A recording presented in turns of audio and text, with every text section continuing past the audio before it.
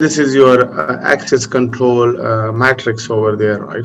So for object, we usually notify it by the O. So O means like the object over there, and subject we notify as a S, and the rights as a R. So collectively, how we write this equation, we write like this one: R is a right, where S is a subject and O is an object over there. So which kind of right? We can have a read write, like for example, write the right. So this I writes mean this one in hakuk or hak we call it, right? So read write, and write writes, execute writes, and on writes. So four different kinds of rights we can give to the users. Who are the subjects? Subjects are the users. It can be person, it can be even the processes as well.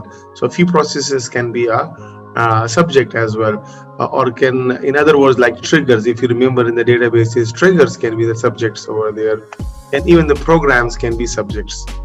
Objects, like files are the objects. Can be any file you have it, whether it's a Microsoft Word file or PowerPoint file or any file, or even it can be a database file. So to define this access control matrix, we call this as access control matrix.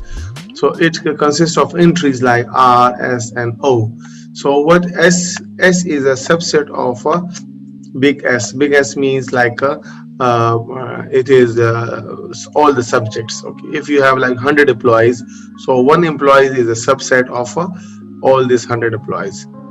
Big O means like objects. If you have like 200 objects, so the one single object is a subset of this objects, or 3 objects is a subset of this one. So this is like a mathematical equation, we have it.